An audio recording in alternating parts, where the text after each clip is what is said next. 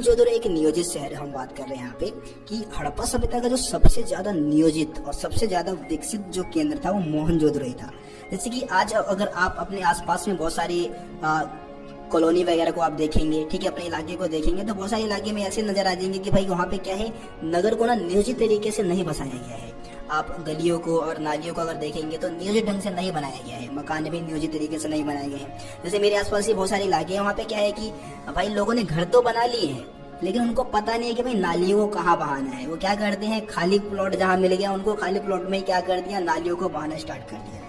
इससे क्या होता है भाई, मच्छर पनपते हैं और मच्छर ही फिर क्या करते हैं, बीमारी फैलाते हैं, है ना। तो आज भी बहुत सारे ऐसे इलाके, दिल्ली जैसे शहर में बहुत सारे इलाके आपको दिख जाएंगे जो कि बिल्कुल भी नियोजित तरीके से नहीं बसाए गए हैं। लेकिन आज से हम लगभग 4600 साल पहले की बात कर रहे हैं जब मोहनजोदड़ो का विकास हुआ था, और मोहनजोदड़ो आज के भारतीय नगरों से भी बहुत ज्यादा विकसित था वो, है ना। तो ऐसे कौन से पॉइंट्स में हम बताएंगे जिससे कि मोहनजोदड़ो को एक नियोजित शहर बताता है, ऐसे कौन से कारण है जिससे कि मोहनजोदड़ो एक नियोजित शहर बनता है ना।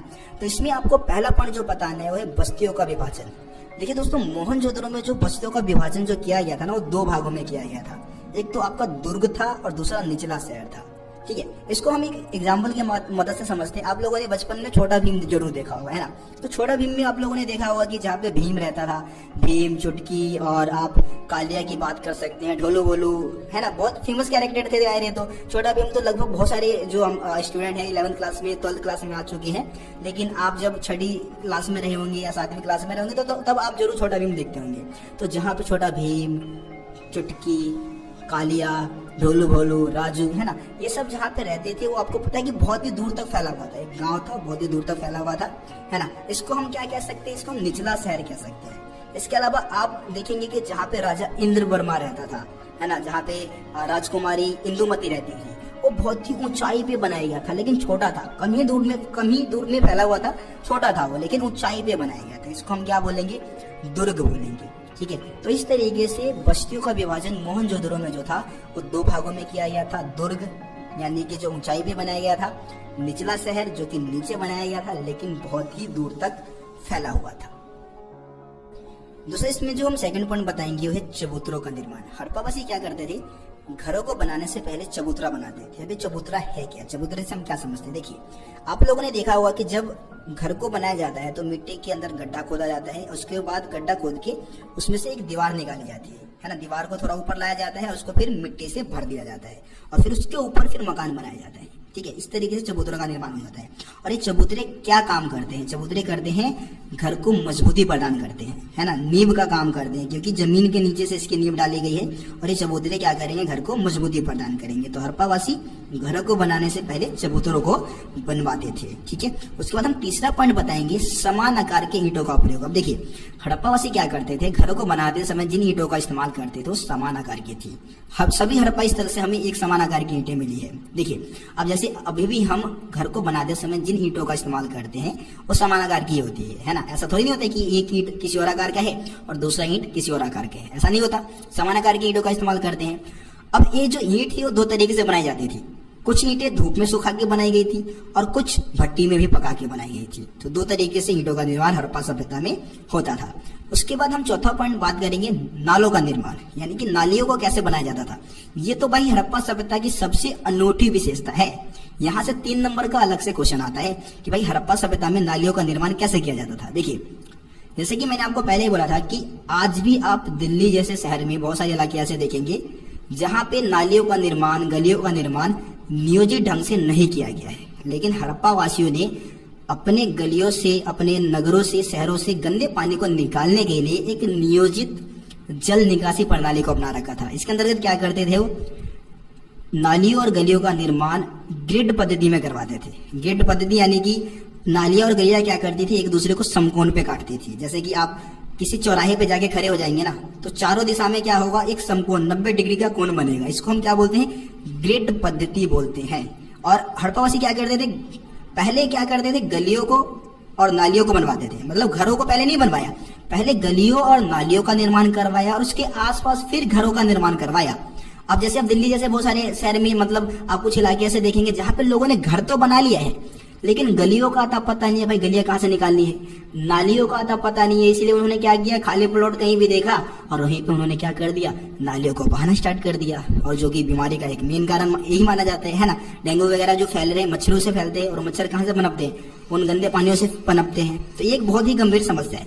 लेकिन हड़प्पा सभ्यता के लोग आज के लोगों से ज्यादा समझदार थे, ठीक है, ये चीज आप याद रखें। उसके बाद हम बात करेंगे आवासीय भवनों का निर्माण। ये आवासीय भवन होता क्या है, 5वां पॉइंट है, आप कहें, ठीक है। आवासीय भवन यानी कि जहां पे लोग निवास करते होंगे, जहां पे लोग रहते होंगे। तो हड़प्पा सभ्यता के जो आवासीय भवन है वो इस तरीके से बनाया जाता था कि आवासीय भवन के बीच में होता था आंगन। जैसे कि आप उदाहरण के लिए गांव के भवनों को देख सकते हैं, गांव में जो मकान वगैरह बनाते हैं, तो बीच में क्या होता है, आंगन होता है। आंगन के चारों तरफ कमरे बनाए जाते हैं, है ना। और आंगन का प्रयोग ज्यादातर आप देखेंगे कि भाई खाना पकाने के लिए और कटाई करने के लिए करेंगे। विशेषकर हम गर्मियों के मौसम की बात करेंगे तो हड़प्पावासी भी यही करते थे, है ना। आंगन बनाया बीच में, आंगन के चारों तरफ कमरे बना दिए और आंगन का प्रयोग खाना पकाने के लिए, कटाई करने के लिए हड़प्पावासी भी करते थे। तो इस तरीके से आवासीय भवनों का निर्माण होता था। और ये जो आवासीय भवन के जो साक्ष्य मिले हैं हमें निचले शहर में मिले हैं। जो हड़प्पा सभ्यता जो निचला शहर था ना, वहां पे आवासीय भवनों का विस्तार था, ठीक है। उसके बाद हम अगला पॉइंट बात करते हैं, छठा पॉइंट हमारा रहेगा एकांतता को महत्व। अब एकांतता मतलब क्या है भैया, देखिए एकांतता का मतलब है गोपनीयता, यानी कि जो घर की बातें है ना वो घर में ही रहे, मियाँ बीवी के बीच में लड़ाई हो गया, संघर्ष हो गया, वो बाहर किसी को पता ना चले। तो इसके लिए वो क्या करते थे, अपने भवनों को इस तरीके से बनाते थे कि एकांतता बनी रहे, है ना। इसके लिए क्या करते थे, भूमि से सटी हुई जो दीवारें होती थी ना उसमें खिड़कियां नहीं बनवाते थे, मतलब कमरे में खिड़कियां होती ही नहीं थी। इसके अलावा मुख्य द्वार यानी कि मेन गेट को इस तरीके से बनाया जाता था कि मेन गेट के माध्यम से सीधे आंगन को या घर के आंतरिक भाग को नहीं देखा जा सकता था, ठीक है। तो ये पॉइंट आप इसमें बता देंगे। उसके बाद हम 7वें पॉइंट की बात कर लेते हैं। 7वां पॉइंट है कुओं का निर्माण। अब जाहिर सी बात है कि यार उस समय हैंडपंप या नलके वगैरह होते नहीं थे, कुओं का इस्तेमाल पानी के लिए होता था। अब कुएं ऐसे स्थान पे बनाते थे हड़प्पावासी जहाँ पे राहगीर, राह में चलने वाला जो व्यक्ति है वो आसानी से कुएं तक पहुंच सके, पानी पी सके। बस अपने लिए नहीं बनवाते थे, सबके लिए होता था वो, है ना। वैसे हर एक घर में एक कुआं होता था, लेकिन कुएं भी ऐसे स्थान पे बनवाते थे जहाँ पे राहगीर आसानी से पहुंच सके और उसमें से पानी पी सके। लेकिन अभी आप गाँव में जाएंगे तो गाँव में हैंडपंप वगैरह भी डलवाते हैं ना लोग, है ना। नलका वगैरह डलवाएंगे तो घर के अंदर डलवाएंगे ताकि कोई दूसरा व्यक्ति इस्तेमाल ना करे भाई। बहुत सारे ऐसे लोग करते हैं, मतलब कुछ होते हैं ऐसे, ठीक है।